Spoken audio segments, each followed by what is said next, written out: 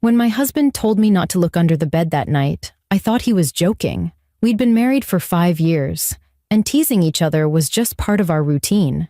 But the way he said it that evening, his voice low, steady, and almost trembling, made me stop laughing. He stood in the doorway of our bedroom, pale and tense, and said it again. "Claire, I mean it. Whatever you do, don't look under the bed tonight." At first I smiled and rolled my eyes. "What are you talking about, Mark? Did you hide something under there? A late anniversary gift?" But he didn't answer. He just kept staring, his eyes flicking toward the floor like he was listening for something I couldn't hear. That's when the uneasiness settled in my chest. I didn't know it yet, but that night would change everything I thought I knew about my husband, and about what can hide inside your home. If you're watching this, subscribe to the channel and tell me in the comments where you're watching from. You'll want to stay till the end, because what I found under that bed is something I'll never forget. It had started as an ordinary Friday. The house was calm, the rain had just started tapping against the windows, and I'd lit a candle on the nightstand that smelled like cinnamon and cedar. Mark and I lived in a quiet neighborhood outside Portland, Oregon, where the loudest thing at night was usually the sound of passing cars or the hum of our refrigerator. We'd both been busy lately, Mark working late on his carpentry projects in the basement, and me bringing home paperwork from the school where I counseled students. We hadn't had much time together that week, so I cooked his favorite meal, baked chicken with rosemary potatoes, and tried to make it a normal night again. But Mark wasn't himself. He barely ate. His hands shook slightly when he reached for his water. I asked if he was okay, and he said he was just tired from work. Still, something in his eyes told me he was lying. After dinner, I washed the dishes while he went down to the basement.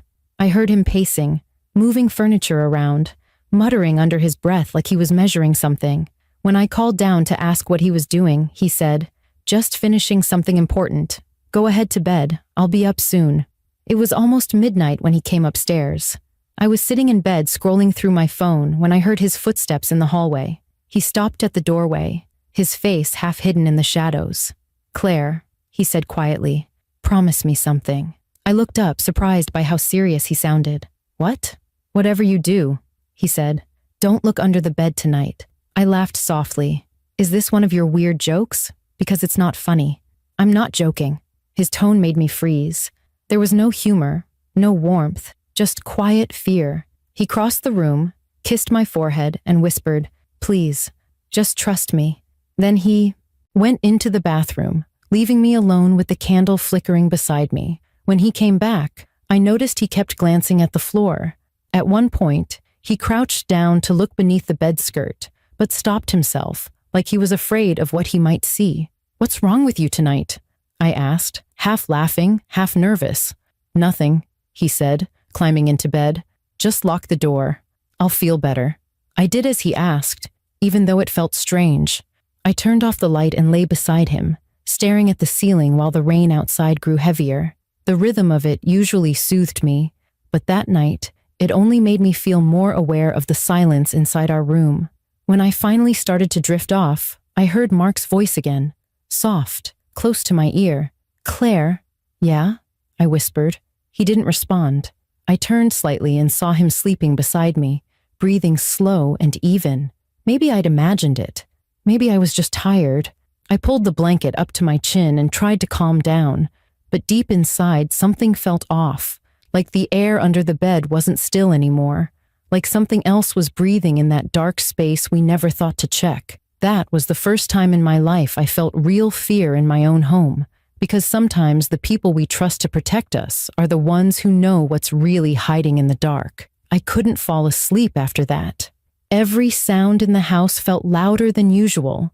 The soft drip of rain from the gutter, the faint creak of the wooden floor, the slow tick of the clock on the wall. I told myself it was just my imagination, that Mark's strange warning had gotten under my skin. Still, something about his tone when he said those words kept replaying in my head. "Whatever you do, don't look under the bed tonight."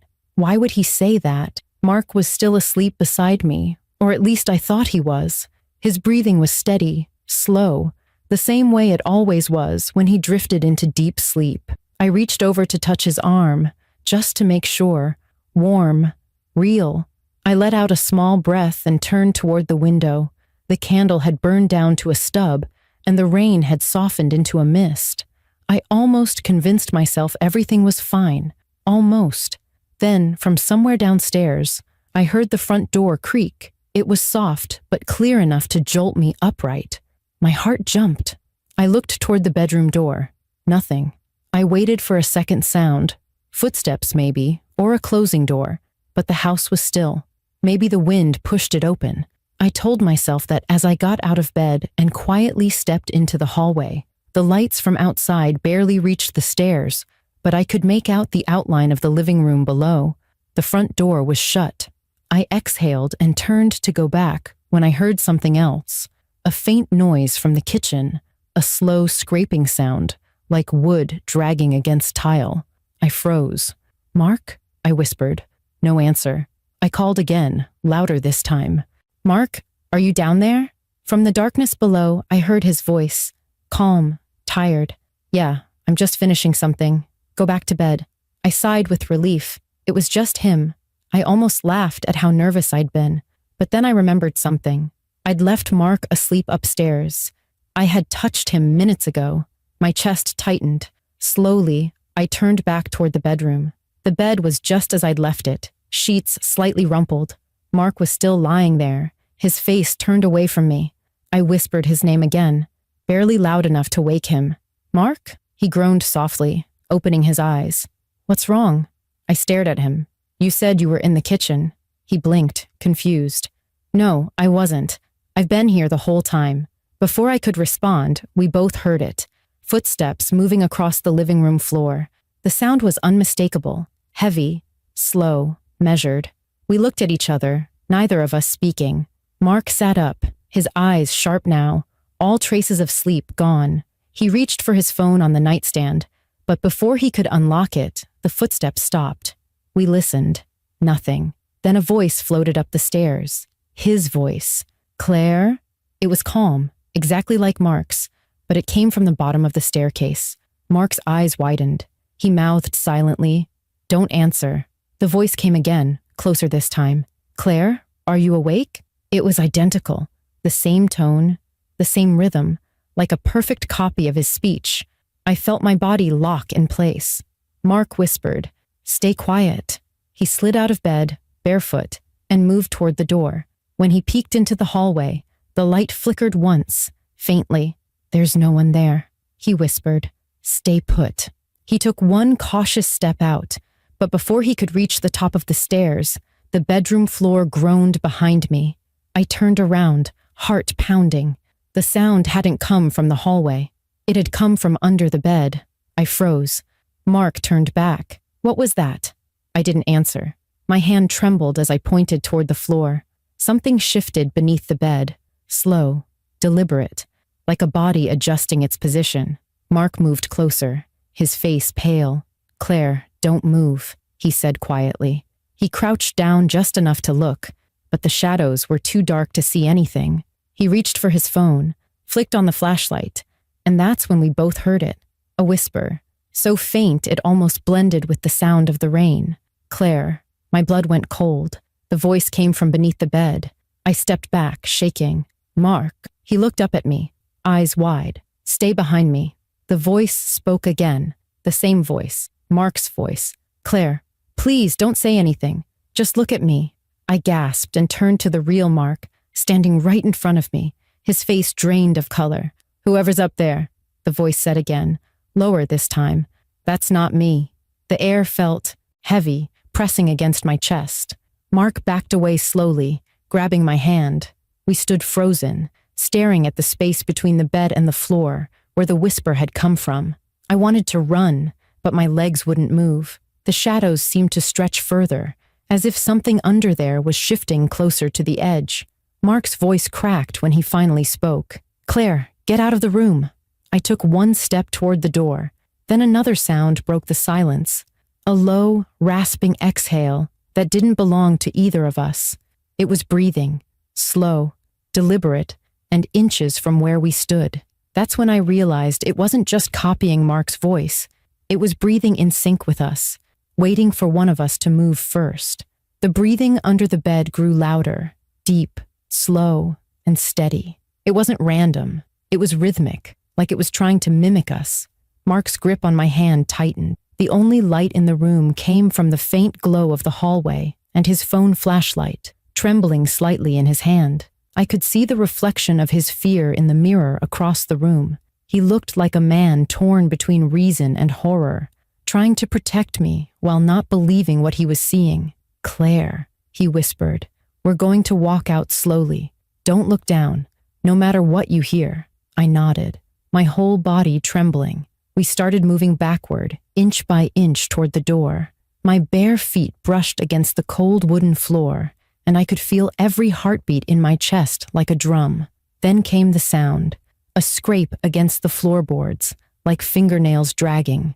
Whatever was under there was moving closer. I wanted to scream, but Mark squeezed my hand harder. "Don't," he mouthed. We reached the doorway. For a moment I thought we were safe, but then the voice came again. Soft, pleading, familiar. "Claire, please don't go." It sounded exactly like Mark. The same tone, the same rhythm. My stomach turned. The real Mark froze.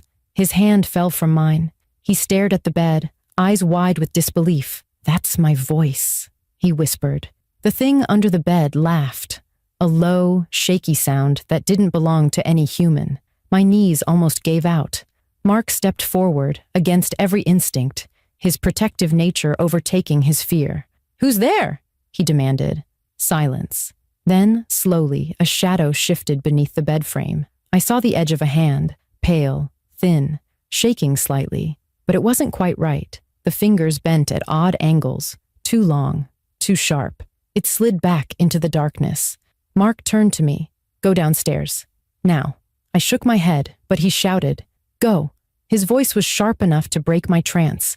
I ran into the hallway, clutching my phone. The stairs felt longer than ever. My feet slipped on the wood, and I caught myself on the railing. Behind me, I heard Mark yelling something, but I couldn't make out the words. His voice was mixed with another, his own voice, duplicated, overlapping, echoing through the walls. When I reached the bottom, I grabbed the phone on the counter and dialed 911, my hands shaking so hard I could barely press the buttons. "Please," I said when the dispatcher answered. "There's someone in my house. My husband's upstairs. There's something under our bed." The dispatcher tried to calm me down, asking for the address, asking if the intruder was armed. But how could I explain it? How could I say that the thing in our room was pretending to be my husband, whispering his words like it had borrowed his voice? As I was giving the address, I heard a thud from upstairs, then another, then a crash that shook the ceiling. I dropped the phone and screamed his name. "Mark!" No answer. I ran halfway up the stairs but stopped when I heard movement above me. Slow, dragging footsteps approached the top of the staircase. My heart pounded so hard it felt like the walls could hear it. I looked up and saw him. Mark stood there in the dark, his head tilted slightly, his face hidden in the shadows. His voice was soft. "Claire, it's okay now. Come back to bed." For a second, I almost did. But something about the way he said it, too calm, too flat, made me step back. His tone lacked the warmth I'd known for years. It was hollow, rehearsed, like someone trying to remember how to sound human. Then I heard it. From the bedroom behind him, another voice. The same voice. "Claire, don't. It's not me." My stomach turned to ice. There were two Marks.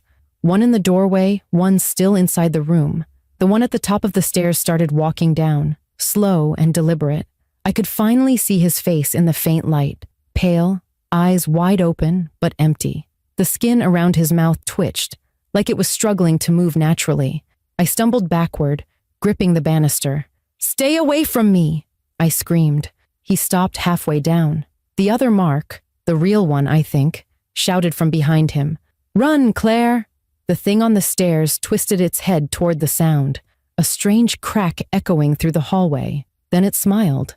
Not a real smile, but a stretched, unnatural grin that didn't reach its eyes. I bolted down the last few steps and grabbed the front door handle, but it wouldn't open. The lock turned, but the door felt stuck, like something was pressing against it from the outside. My hands slipped as I fought with it. Behind me, the footsteps grew faster. I screamed again, slamming my shoulder into the door until it finally gave way. Cold night air hit my face as I ran barefoot into the yard. I didn't stop running until I reached the streetlights at the corner, my lungs burning, my legs shaking so violently I could barely stand. When the police arrived minutes later, the house was silent. They searched every room, every corner, every crawl space, but there was nothing under the bed, nothing in the hall, nothing that explained the scratches on the floorboards or the blood smear near the nightstand. When they brought Mark out, he was shaken, but alive. He told them he'd been pinned down by something he couldn't see, something whispering in his voice while it held him. The officers said they found no signs of an intruder, but when one of them lifted the bed skirt, he paled. Underneath, carved into the wood, were words written shakily with something sharp. "I'm not done yet." That was the moment I realized the nightmare hadn't ended. It had only moved somewhere else. When the officers left that night, the house didn't feel like ours anymore. Even after they searched every corner, their flashlights cutting through every shadow, the air still felt wrong, thick and heavy, as if something was still hiding there, waiting. I couldn't go back upstairs, not after what had happened. I sat on the couch wrapped in a blanket, while Mark stood by the window, arms crossed, staring into the backyard. Neither of us spoke for a long time. It was nearly 4 a.m. when one of the officers returned from checking the basement. "There's nothing down there," he said, shaking his head. "No signs of a break-in, just some old tools, a few boxes, and sawdust."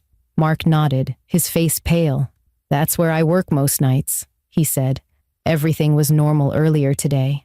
The officer sighed, clearly tired and trying to make sense of something that didn't make sense. "Sometimes," he said gently, "when we're exhausted, we can hear or see things that aren't really there. But I knew what I'd heard. I knew what I'd seen. There was no mistaking that voice, the voice that sounded exactly like my husband calling my name from underneath the bed, and the way the air had gone cold, the way the shadows had shifted, the way something had grabbed Mark and whispered in his tone. It wasn't exhaustion. It was something else, something that wanted to be us. When the police finally left, dawn was beginning to break. The rain had stopped, and the sky was painted with faint streaks of blue and gold. It should have felt peaceful, but it didn't. Mark sat down beside me, his eyes empty. He looked like he hadn't taken a full breath in hours. "I swear I felt it," he said quietly. "It was under there with me. It pulled me down." His voice cracked. I could feel its hands. I touched his arm gently. "You don't have to talk about it now." But he kept going, his voice trembling. It wasn't just grabbing me. It was copying me. Every sound I made, it repeated but half a second later, like it was trying to learn how to be me. A chill ran through me. "How long do you think it was here?" He looked at me, then at the ceiling, his eyes unfocused. "I think it's been here for weeks. I've been hearing things in the basement, footsteps, whispers, but every time I checked, there was nothing. I didn't want to scare you." I swallowed hard, the pieces falling together, the long nights in the basement, the strange exhaustion, the moments he'd seemed distracted or distant. What if it hadn't always been him coming upstairs afterward? What if it had already been practicing? The realization made my stomach twist. I stood up quickly, pacing the living room. "We need to leave," I said. "Right now. We can stay with my sister until we figure this out." Mark nodded, but his hands were shaking. He went upstairs to grab our things while I waited by the door, still trembling. Every creak of the floor made my chest tighten. I kept glancing toward the stairs, waiting to see him come back down. But he didn't. Minutes passed. Then I heard footsteps above me. Slow, heavy, deliberate, the sound of a drawer opening, then closing. I called up, "Mark, are you okay?" No answer. "Mark?" Still nothing. Then his voice came from the top of the stairs. "I'm fine. Just packing up." The words were right, but the tone wasn't. It was too calm, too flat. The way someone sounds when they're pretending to remember how to sound human. My skin prickled. I grabbed my phone and texted him instead. "You okay?" A buzz came from the coffee table. His phone lit up next to me. He'd left it downstairs. I froze. The person upstairs wasn't my husband. The footsteps started again. Slow, unhurried. Each one made the floor groan. I backed toward the door, my hands fumbling with the lock. The last time I'd seen the real Mark, he'd gone upstairs wearing a dark green hoodie. When the figure appeared at the top of the stairs, it was wearing the same one. But its posture was wrong. The shoulders were too stiff, the head tilted slightly to one side, as if it was still learning how to hold itself upright. I wanted to scream, but fear pinned me in place. "Claire," it said, voice smooth and quiet. "Where are you going?" I couldn't breathe. My heart was beating so fast it hurt. The thing took one step down, then another, its hand sliding along the railing. Its fingers were pale, thin, longer than they should have been. "Mark," I whispered. It smiled faintly. "Of course it's me." At that moment, I heard movement from behind the hallway closet. The door swung open, and the real Mark stumbled out, his face bruised, a cut along his cheek. "Claire, don't listen to it!" he shouted. The creature stopped mid-step. Its smile disappeared. For a second, both of them stood there. Same clothes, same height, same face. Only their eyes were different. One looked terrified. The other looked empty. The thing tilted its head again, then lunged toward me with a sound that wasn't human. Mark grabbed it before it reached me, and the two of them crashed into the floor. The sound of their struggle filled the house. Fists hitting walls, furniture breaking, the creature screeching in a pitch I didn't know a throat could make. I ran to the kitchen and grabbed a flashlight.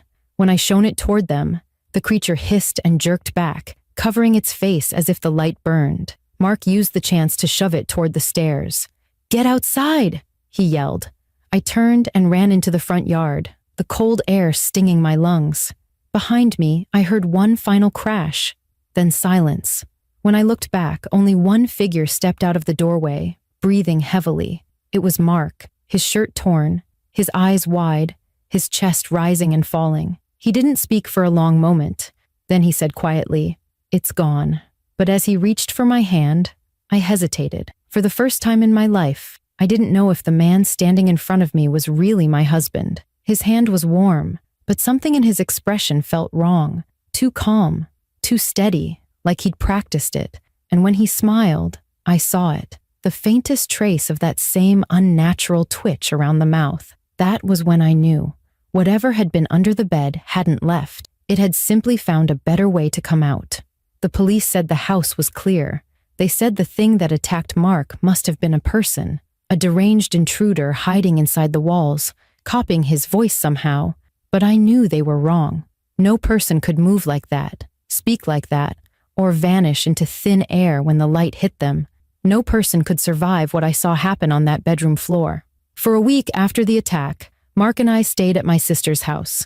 Neither of us spoke much about what happened. The officers had questions, but our answers never satisfied them. There were no signs of forced entry, no fingerprints other than ours, no footprints on the wet ground outside, even though it had been raining that night. The only thing they found was the message carved beneath the bed. "I'm not done yet." The first few nights at my sister Sophie's place, I barely slept. Every time I closed my eyes, I heard that whisper again. Mark's voice, from under the bed, saying, "Whoever's up there, that's not me." It played in my mind like a broken record. I'd wake up covered in sweat, heart pounding, scanning the shadows under the guest bed before daring to move. Mark tried to comfort me, but he was broken in his own way. He jumped at every noise, every creak of the floorboards. Sometimes I caught him staring at himself in the mirror too long, as if making sure his reflection was still his. By the end of the week, he told me he wanted to go back to the house. "Just to get closure," he said. "We can't keep running forever." I wanted to refuse, but part of me needed closure too. Maybe if I saw the house again in daylight, the fear would fade. Maybe it would finally feel like just a place, not a living thing that watched us breathe. So we went back on a Saturday morning. The air was still, unnaturally quiet. The moment we walked in, that same chill washed over me, like stepping into a place that remembered us. Everything looked the same, but it felt wrong, emptier, yet somehow aware. The walls seemed to hum faintly, a vibration I could feel deep in my chest. Mark went upstairs while I stayed in the living room. The silence stretched. Then I heard his footsteps above, slow and deliberate. "Everything looks normal," he called down. "It's fine, Claire." I didn't answer. Something about his voice sounded off, not exactly wrong, but too flat, like he was forcing calm. When he came back down, I noticed something strange. His shirt sleeve was torn, the same way it had been the night of the attack, but I'd thrown that shirt away. I was sure of it. "Where did you get that?" I asked quietly. He looked at me blankly. "What do you mean?" "The shirt. You threw it out." He paused, glanced down, then smiled faintly. I must have forgotten. That's when I realized I hadn't seen him pack that morning. He'd just appeared in the kitchen, ready to leave, already dressed. My pulse quickened. I took a slow step back toward the door. "Mark," I said carefully, "what happened upstairs?" He tilted his head, the same small, unnatural angle I'd seen before. "Nothing. Why do you look scared?" His tone was soft, but there was something hollow behind it, like he was testing the words, shaping them to fit. I wanted to believe it was him. I wanted to believe that the man standing in front of me was my husband, but deep down, I knew. I forced a shaky smile. "I'm just tired," I said. "Let's go home." He reached for my hand. "We are home." The warmth of his skin sent a chill through me. I looked into his eyes, and for a moment, I saw it. A flicker of something behind them, like two versions of him fighting for the same space. One real, one pretending. And when he blinked, only one remained. That night, we didn't go back to Sophie's. We stayed in a hotel. I barely slept, listening to his breathing beside me. Every few hours, it would stop for just a second too long, as if whoever he was needed to remember how to do it. Weeks passed. Life moved on, at least for everyone else. The police closed the case. Our friends stopped asking. Even Sophie said we should try to put it behind us. But some nights, when I'm alone and Mark is downstairs, I still hear it, the faint scratching from beneath the bed, the whisper that sounds too much like him saying my name. One evening, I came home early from work and found him sitting at the dining table, writing something in his notebook. When he saw me, he quickly closed it. I tried to laugh it off, teasing, "What are you hiding from me?" But his expression stayed blank. Later that night, when he went to shower, I opened the notebook. Every page was filled with one sentence, written over and over again in the same neat handwriting. "I'm still here." The ink was fresh. The last line wasn't finished. The pen was still wet. I haven't confronted him about it. I don't know if I ever will. Maybe he's trying to process what happened. Or maybe it isn't him anymore. All I know is that I lock the bedroom door every night now. I keep the lights on, and I never, ever look under the bed. Because whatever came into our home that night didn't just want to scare us. It wanted to replace us. And maybe, just maybe, it already did. So, if you're watching this, take my advice. When someone you love whispers something strange in the dark, believe them. Sometimes the truth hides right under your bed, waiting for you to laugh first. If you made it to the end, subscribe to my channel and tell me in the comments, what would you do if your partner told you not to look under the bed tonight?